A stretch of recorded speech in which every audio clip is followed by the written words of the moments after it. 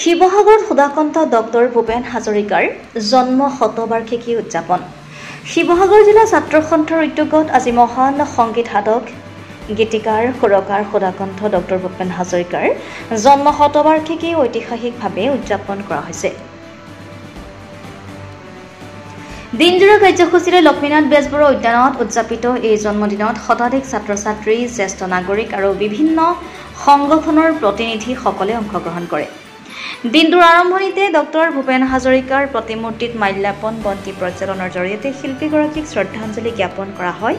তাৰ পাছতে উপস্থিত সকলোৰে একত্ৰিত অংশগ্ৰহণত মানুহে মানুহৰ বাবে গীতি পৰিৱেশন কৰি সুধাকণ্ঠ ডক্টৰ ভূপেন হাজৰিকাক স্মৰণ কৰে।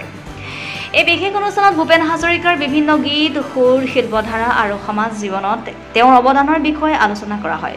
বক্তাসকলে দুহাৰে ভূপেন হাজৰিকা কেৱল সংগীতৰ জৰিয়তে নহয়, সমাজ সংস্কৃতিৰ প্ৰতিটো ক্ষেত্ৰতে অসম তথা ভাৰতক বিশ্ব মঞ্চত প্ৰতিনিধিত্ব কৰিছিল।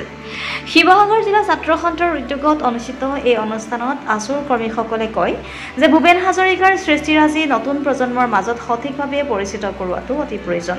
ইয়াৰ বাবে শীঘ্ৰেই বিশেষ প্ৰচেষ্টা আৰম্ভ কৰা হ'ব বুলি অৱগত কৰে। আৰু এইদৰে সুধাকণ্ঠ ডক্টৰ ভূপেন হাজৰিকাৰ জন্ম শতবাৰ্ষিকী শিৱসাগৰত সমাদৰপূৰ্ণ আৰু সাফল্যমণ্ডিত ৰূপে কাৰ্যসূচী ৰূপায়ণ কৰে। শিৱসাগৰৰ পৰা মুহিবুল হুছেইনৰ ৰিপৰ্ট, অৰুণোদয় অসম।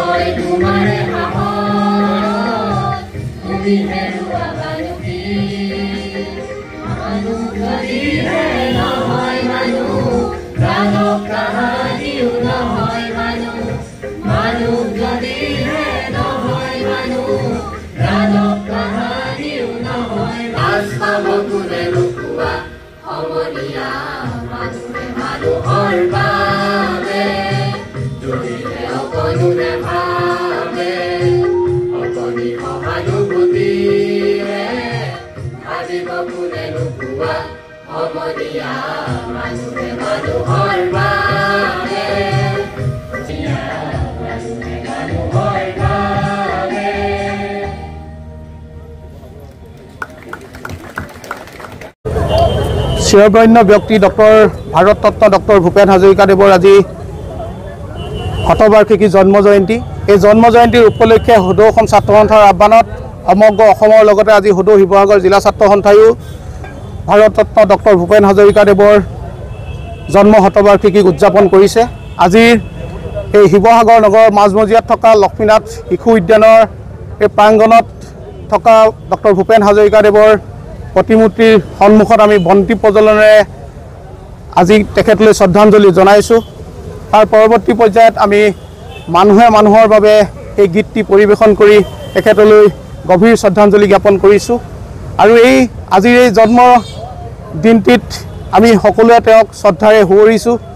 তাৰ সমান্তৰালভাৱে অসমীয়া জাতিটোৰ বাবে তেখেতৰ যি সৃষ্টিৰাজি, যি অমৰ সৃষ্টিৰাজি, সেই সৃষ্টিৰাজিক আমি নৱপ্ৰজন্মৰ ছাত্ৰ ছাত্ৰীসকলক প্ৰজন্মৰ পৰা প্ৰজন্মলৈ আমি তেখেতসকলৰ সৃষ্টিৰাজি বুৱাই লৈ যাবৰ বাবে প্ৰয়াস কৰিছোঁ। আৰু সদৌ অসম ছাত্ৰ সন্থায়ো এই জন্ম শতবাৰ্ষিকী বছৰজোৰা কাৰ্যসূচী ৰূপায়ণ কৰিছে। আজি জন্মৰ দিনটোতে আজি প্ৰথমতেই শ্ৰদ্ধাঞ্জলি জ্ঞাপন কৰি তেখেতলৈ শ্ৰদ্ধাৰে সোঁৱৰিছোঁ আৰু বিভিন্ন সময়ত বছৰজোৰা কাৰ্যসূচীৰে আমি তেখেতলৈ শ্ৰদ্ধা জনাম আৰু ছাত্ৰ ছাত্ৰীসকলৰ তেখেতৰ প্ৰতি চিনাকি কৰাই দিয়াৰ প্ৰয়াসে আমি সদৌ অসম ছাত্ৰ সন্থাৰ এই প্ৰয়াস অব্যাহত ৰাখিছোঁ।